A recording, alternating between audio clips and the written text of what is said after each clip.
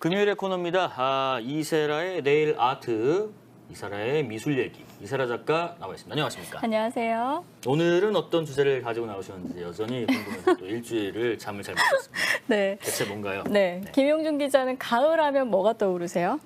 가을하면요? 가을하면. 이문세. 이문세? 예. 네.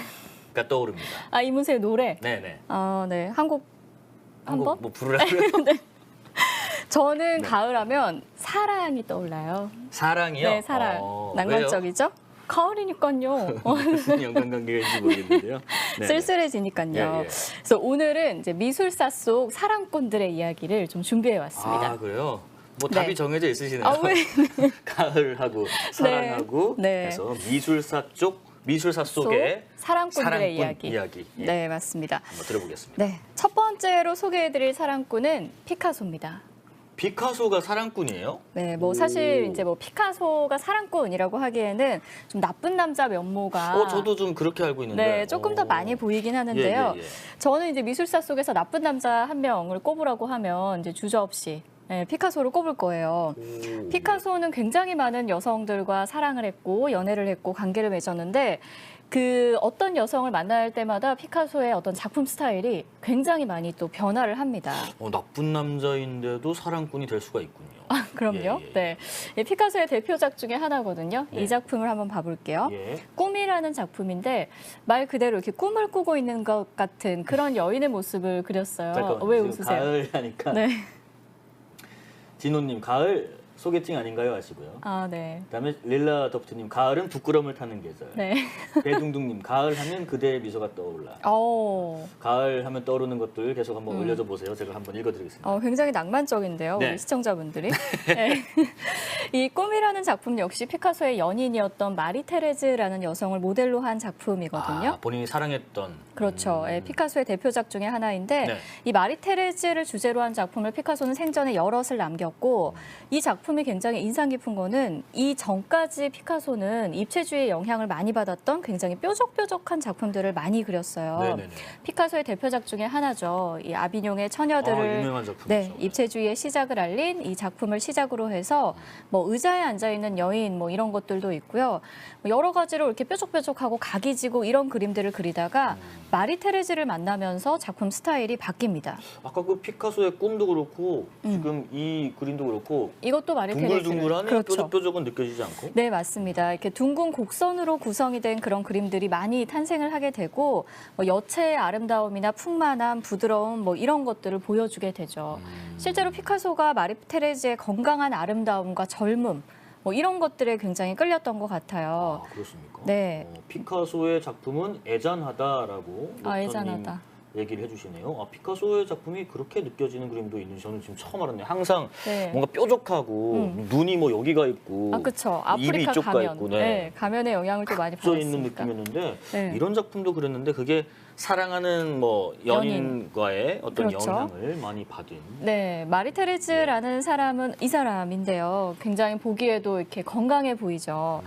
이 피카소를 만났던 당시에 마리 테레즈의 나이가 17살 미성년자였고 그렇습니까? 피카소는 40대 중반의 유부남이었어요. 첫 번째 부인인 올가와는 여전히 혼인 상태를 유지하고 있었는데 네. 이때 피카소가 마리를 처음 보고 나서 너를 그리고 싶다 이런 말로 굉장히 진부한 멘트긴 한데 네네. 이런 말로 다가갔다고 합니다. 자, 네. 가을은 남자의 계절. 파라다이스님. 독서의 계절. 독서의 계절. 정미숙님은 네. 남자의 계절이 아니라요. 네. 느암자의 계절이래요. 느암자의 계절. 느암자? 느암자. 네. 지나가는 이님 가을엔 편지를 계속 올려주겠습니다. 네. 네, 문제는 이 마리 테레즈 역시 피카소에게 반했다라는 거예요. 그래서 10년 정도 이 관계가 유지가 되고 이 둘 사이에는 딸도 태어나게 됩니다. 아이도 가졌었군요. 그렇죠. 마리 꽤 깊은 테리즈랑은 관계였죠. 좀 연인 관계가 좀 오래 유지가 됐나요? 그렇죠. 이제 사실혼 관계로 한 10년 정도를 살게 된 거고 저 꿈이라는 작품에 얽힌 일화도 굉장히 재미있는데요. 이 작품이 꿈. 네, 아까 보여주셨던 대표작 중에 하나. 한때 이 작품을 소유했었던 사람이 스티브 윈이라는 지금 이 라스베가스 카지노 제국을 일군 카지노의 제왕이라고 불리는 사람이래요. 예. 이 스티브 윈은 카지노에서 돈을 버는 길은 유일한 길은 카지노를 소유하는 것뿐이다. 뭐 이런 유명한 이 말을 남기기도 했는데 이 사람이 실제로 미술 작품에도 관심이 많아서 명작들을 굉장히 많이 사모았거든요. 네. 뭐 세잔, 방고, 고갱, 모네, 피카소 뭐 굉장히 유명한 사람들의 작품을 막 사모으게 되는데 네. 이때 라스베가스에 있는 자기 호텔에 이런 명작들을 전시를 해요. 네네. 그래서 카지노를 부각시키는 게 아니라 아티스트를 부각시켜서 도박판의 이미지를 좀 중화시키는 그런 마케팅 전략을 취한 거죠. 좀 의견들 좀 얘기 좀 나눠볼게요. 피카소의 작품은 끊임없는 사랑 갈구 같다라고 하시는데 이 의견은 어떤가요? 진호님께서? 네, 어느 정도 맞는 말 같아요. 그래요? 네, 관계를 좀 굉장히 격정적으로 맺었던 사람이고 그렇군요. 저는 피카소를 볼 때마다 약간 흡혈귀 같다 이런 생각이 드는데 왜요? 어떤 여성을 만나면 그 여성의 이미지 이런 예. 것들을 쪽 빨아들여서 작품으로 승화시키고 그렇게까지요? 명작을 탄생시키고 뭐 이렇습니다. 지나가는 이님께서는 아닌데 사랑꾼은 샤갈 아닌가라고 하시는데. 그렇죠. 진정한 의미에서는 샤갈일 수 있죠. 아, 그래요? 네, 실제로 샤갈은 자신의 와이프였던 벨라와 굉장히 사이가 좋았고 평생의 연인이었고 뭐 그랬었죠. 아, 그렇군요. 네. 샤갈은 이사라 작가도 지금 인정을 하셨고요. 네. 근데 약간 샤갈과 결이 다르게 피카소는 정말 어떤 사랑하는 여성을 만나거나 이성의 끌림을 만나는 여성을 만나면 흡혈귀처럼 모든 것을 빨아들여서 작품 세계에 녹아버린다라고 그렇죠. 합니다. 네, 마리 테레즈도 마찬가지고 피카소를 만난 여인들은 이렇게 말년이 그렇게 좋지는 않아요. 아, 그래요? 네, 피카소가 죽고 나서 마리 테레즈도 피카소를 내가 돌봐줘야 된다. 저 세상에서 그런 유언을 남기고 자살을 하기도 또 했습니다. 마음이 좀 급하신가요? 이렇게 속사포처럼 빨리빨리 진행하시네요. 아니에요. 네. 천천히. 뒤에 또 사랑꾼들의 이야기가 많이 남아 있어서. 하셔도 되고요. 네. 가을은 독서의 계절이라는 의견들을 많이 올려주고 계시네요. 네. 쭉 이어가 보겠습니다. 네. 마리 테레즈의 이야기를 이제 나눠봤고, 네. 근데 이렇게 사랑을 하다가 또 이 관계도 얼마 안 가서 뭐 깨지게 돼요. 왜냐하면 피카소가 또 다른 사람과 사랑에 빠졌기 때문인데, 이분인가요? 네, 이 여인입니다. 도라마르라는. 아까 앞에 봤던 그분하고는 이미지가 조금 많이 다른 것 같네요. 느낌이 좀 다르죠? 예. 도라마르는 이 마리 테레즈랑 느낌이 좀 다른데 당대에도 지식인들과 교류를 하면서 사진 작업을 했던 그 본인이 사진 작가이기도 했고요. 예. 피카소는 이 도라마르의 당당한 모습에 좀 끌렸다라고 해요. 지금 피카소하고 도라마르의 모습입니다. 이제는 피카소가 좀 중년 네. 접어들었고 그쵸. 도라마르도 좀 상대적으로 좀 젊어 보이긴 하네요. 그렇죠. 네. 이 도라마르를 만나면서 피카소가 또 여러 점의 명작들을 탄생을 시키거든요. 예. 그중에 대표적인 게 바로 이 작품입니다. 아까 그 만났던 그 여인과의 그림 느낌하고는 또 다르죠? 또 다릅니다. 근데 네. 다른 작가가 그렸다고 느껴질 만큼 완전히 다르네요. 그렇죠. 분위기가 많이 다르죠. 예. 게르니카라는 작품이고요. 네. 스페인 내전 당시에 게르니카라는 마을에서 있었던 이 민간인 학살을 주제로 한 피카소의 대표작 중에 하나입니다. 뭐 이 작품은 워낙 유명하기도 한데 사실 이렇게 사진이나 뭐 이런 걸로 봤을 때는 별 감흥이 없었는데 네. 실제로 이 작품이 소피아 레이나 미술관에 지금 되어 있거든요. 네. 전시가 되어 있는데 가보면은 확실히 느낌이 다르더라고요. 일단 크기가 너무나 압도적이어서 저 안에 있는 어떤 전쟁의 참상 이런 것들을 확 느낄 수가 있는 그런 충격적인 작품이기는 합니다. 그런 게 궁금합니다. 지금 스페인 내정 당시에 게르니카에서 있었던 네. 민간인 학살을 다룬 작품인데 이 작품이 그 도라마르의 어떤 사랑을 네. 통해서 뭐가 좀 투영이 된 건지 어떤 좀 색채나 네. 뭐 기법이 바뀐 건지가 네. 좀 궁금한데요. 일단은 이 도라마르라는 여성 자체가 굉장히 지적인 여성이었기 때문에 피카소와 좀 대화가 됐던 면이 있었던 것 같아요. 그래서 피카소에게 정치적인 문제, 사회적인 문제로 그림을 그려볼 것을 대화를 통해서 유도하기도 했고 실제로 이 작품 이전의 피카소는 정치적이고 사회적인 주제로 그림을 그린 적이 단 한 번도 없기는 해요. 그래요? 네. 그래서 뭐 그런 면에서 도라마르의 영향을 받기도 했고 지금 저 그림 안에 있는 굉장히 고통스러워하는 사람의 모습들이 도라마르를 모델로 한 그런 그 모델이라고 합니다. 그러니까 평소에는 이 피카소의 관심사가 뭐 A라는 것들을 그렸었는데 약간 좀 정치적인 얘기를 많이 하는 도라마르와 이제 사랑을 하고 대화를 많이 하면서 그런 부분을 한번 그려볼까? 사회상을 한번 표출해볼까? 이렇게 변했다는 얘기인가요? 그렇죠. 주제 면에서 또 주제 변화가 면에서. 많이 일어나게 되고 형식 면에서도 다시 또 변화가 일어납니다. 그 뭐시기냐 뭐지님께서 우와 이렇게 보니 신비롭네 그림이 하시고 그러니까 그죠? 설명을 들어보니까 그런 게 느껴지시죠? 그리고 릴라 더프트님, 피카소 사랑과 예술을 동시에 표현해낸 천재라는 의견 주시고요. 네. 그리고 정미숙님, 지금 이 시간은 미술 시간 그렇습니다. 이 사람의 네일 아트 계속하고 있습니다. 네. 또 하나는 예. 도라마르와의 관계가 또 재미있었던 것은, 흥미로운 것은 도라마르 자체가 사진 작가였기 때문에 피카소가 작업을 하는 그 과정 자체를 사진으로 많이 남겨요. 그래서 미술사에서도 중요한 자료가 되고 귀한 있는데, 자료네요. 네. 네, 지금 이런 작업이거든요. 오. 게르니카 작품을 아까 제작을 할 때. 그림을 맞습니다. 그리고 네. 있는. 네, 그 오. 중간 단계 같은 걸 사진으로 많이 남겨서 예, 우리한테 좀 귀한 자료들이 되어주고 있습니다. 아, 음. 지금 하나님이란 님께서 네. 피카소 예술은 세련미가 있어 의견을 주고 계십니다. 네. 네. 또 피카소가 워낙 누구를 만나면 그 여자 자체를 모델로 해서 작품을 많이 제작했거든요. 뭐 도라마르를 모델로 한 작품도 많이 있습니다. 아, 그러니까 사랑하는 연인을 그렸다는. 그린 거죠. 오, 네. 궁금합니다. 이런 작품이에요. 아하. 어떠세요, 이 작품은? 제가 만약에 사랑하는 연인이 있어요. 네 얼굴이 이래라고 네. 하면은 아마 크게 욕을 먹을 것 같은데 피카소니까 이걸 보고 도라마르가 감동을 했으려나요? 그때 앞에 그 당시에는- 도라마르를 그린 거라는 그렇죠, 거잖아요. 그렇죠. 네. 뭐 그때 당시에는 감동을 또 했던 것 같아요. 그래서 근데 좀 도라마르를 그렸다고는 하지만 사랑하는 연인인데 뭔가 되게 슬퍼 보여요. 그렇죠. 이 작품 제목도 우는 여인. 왜 저런 걸 뽑아서 그렸을까? 그렇죠. 예. 그 피카소의 말에 따르면 도라는 언제나 나에게 우는 여인, 고통받는 여인이었다.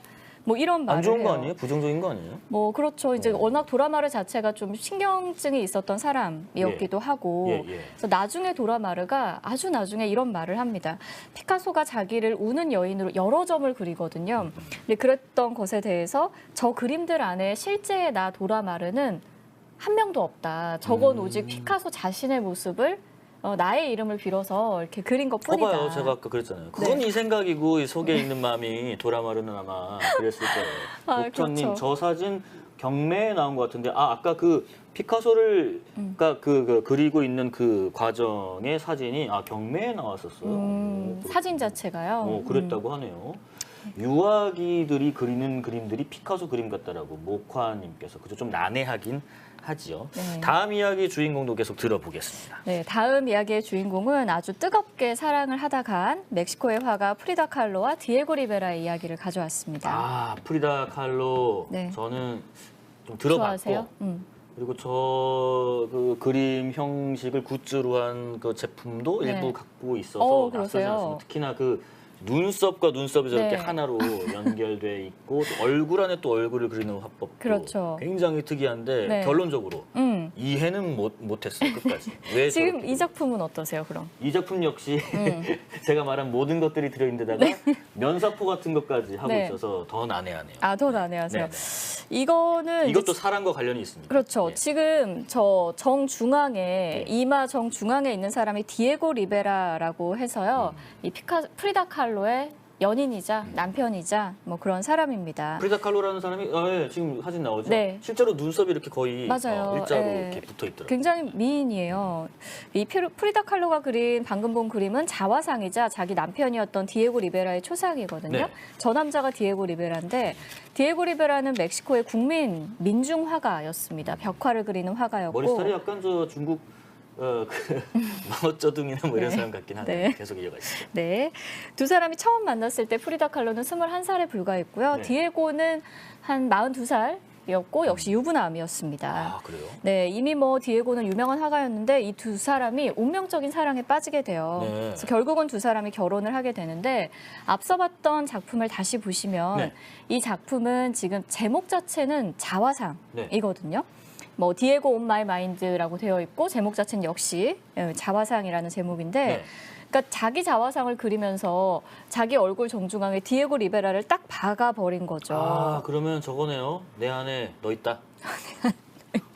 습격하는 그거 아닌가요? 네. 그렇게 한 번도 생각을 안 해봤는데, 네. 그럴 수 있겠네요. 네. 마치 그러니까 자신의 모든 생각이나 의지 자체가 디에고 리베라랑 연결이 되어 있고 거기에서부터 출발한다라는 뭐 그런 모습을 또 나타내고 있는 것 같기도 속을 하고. 엄청 썩인 남자라네요. 맞아요. 이 디에고 리베라가 너무너무 유명한 바람둥이였어요. 그래요. 결혼 후에도 연문을 많이 뿌렸는데 네. 특히 이 프리다의 동생인 크리스티나와 불륜을 저지르기도 해요. 동생하고요? 그렇습니다. 아이고, 참. 네, 이 사건으로 뭐 프리다 칼로의 마음에는 씻을 수 없는 상처가 남게 되고 이게 바로 크리스티나의 초상입니다. 프리다 칼로가 그린 초상화인데 이때의 사건은 정말 프리다 칼로에게 평생에 잊을 수 없는 상처가 됐는데 네. 이때를 기억하면서 프리다 칼로는 화살이 심장을 관통하는 모습으로 표현된 이런 자화상을 또 남기기도 합니다.